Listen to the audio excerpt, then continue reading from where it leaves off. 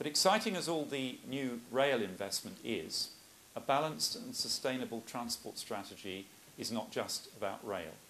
We should remember that over 80% of journeys are made by car, with our roads representing our greatest investment in national transport infrastructure.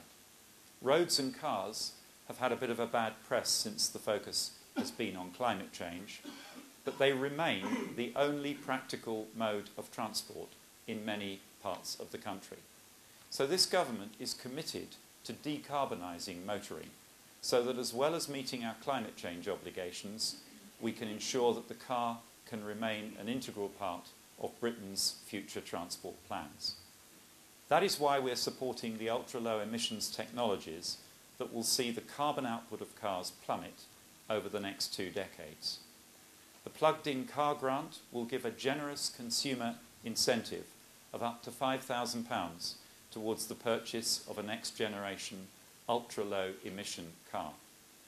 Our commitment to this generous subsidy, even in the face of severe public spending restraint, to kickstart the market for low-carbon vehicles has ensured that Britain will be a principal launch market for global manufacturers, bolstering our status as a leading player in green vehicle technology. The first new generation all-electric vehicle, the Nissan Leaf, will be on our roads, it says here, earlier next year. Actually, one's on our roads today, but the first deliveries to customers will take place early next year. Imported from Japan in the first instance, but with government support, by 2013 they will be rolling off the production line in Nissan's plant in Sunderland. Building on the pioneering work already being done in the northeast on electric vehicle development, for example by Smith Electric Vehicles in Washington, and on Nissan's huge success with conventional vehicles in this region. Meanwhile, the Plugged in Places programme, rolling out public charging infrastructure for these next generation cars, will allow us to gather important information about the way people use and charge electric cars. As one of these 3 pilot areas, the Northeast is playing a key role in this project.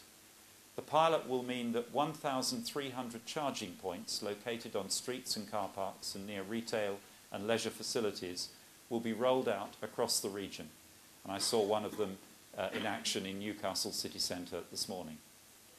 These exciting projects cement the Northeast's position in the vanguard of the green motoring revolution. But besides those major national infrastructure investments, we're also giving the green light to a number of key local and regional transport schemes that will directly benefit local commuters and businesses.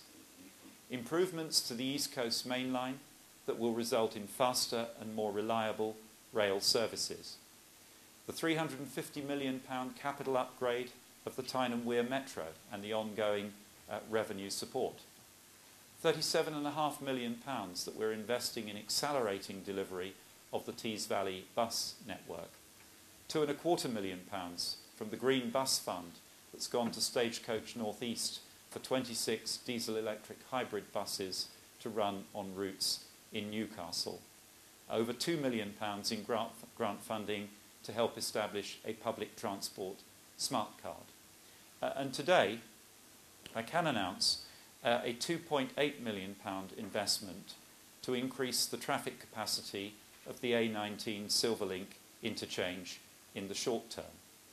This will be completed next summer, ready for the opening of the second Tyne Tunnel, and work will continue in parallel on the £185 million worth of A19 junction improvements that are programmed for the period after 2015. All these projects will give the local economy and the local community a vital shot in the arm.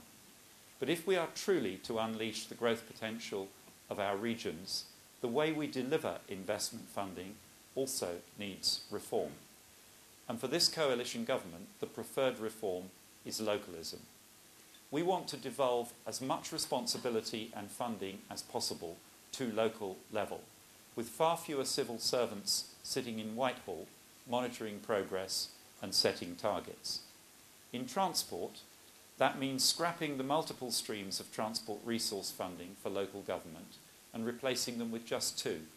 A formula grant which will go to all authorities to allow them to set their own priorities, and a local sustainable transport fund worth some £560 million of capital and resource, which will consolidate the remaining money in a single pot for which local authorities can bid to support their plans for their areas.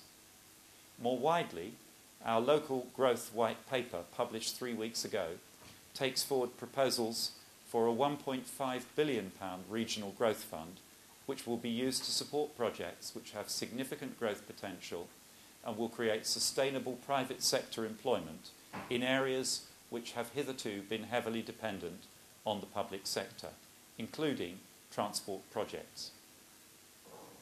And we've approved the formation of the first 24 local enterprise partnerships across the United Kingdom, bottom-up partnerships between local authorities and businesses that will give local areas the opportunity to be the masters of their own economic destiny. And I'm delighted that the Tees Valley Partnership has been given the green light in the first wave of these LEPs announced, and I hope that further partnerships in the region can be taken forward in the coming months.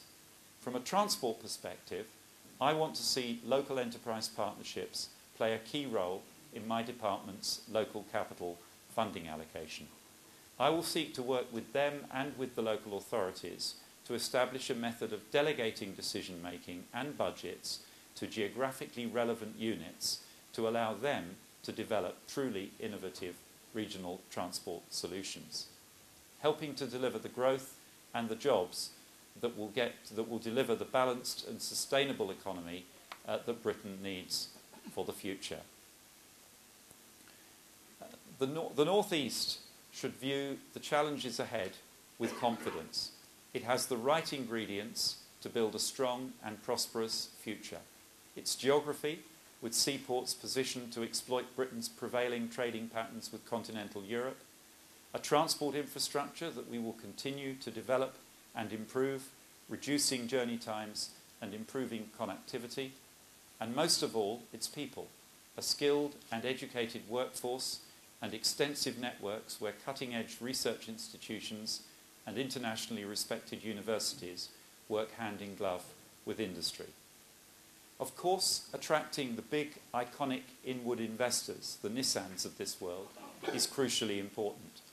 But much of the growth, the organic growth, will come from the North East's own entrepreneurs, from the sole traders, from the homegrown small and medium-sized businesses, less glamorous perhaps than those major overseas investment, but just as crucial to the future of UK PLC.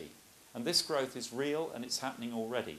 I mentioned this statistic on Question Time 4 weeks ago, but the city that has the fastest growing rate of increase, the fastest rate of increase of new business startups in the UK is not London, it's not Birmingham or Manchester. According to a recent Royal Mail survey, it's Sunderland. The North East is a region with a great story to tell of entrepreneurship, resilience and dynamism.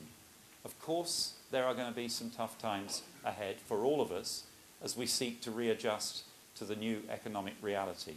But this is an area that has already demonstrated in spades that it can reinvent itself in the face of adversity to respond to change. And continual reinvention as the world changes around us is likely to be a key hallmark of success in the global economy of the future. I have no doubt that the North East can and will rise to that challenge in the years ahead and play its part in returning Britain to the path of sustainable economic growth and lasting prosperity. Thank you.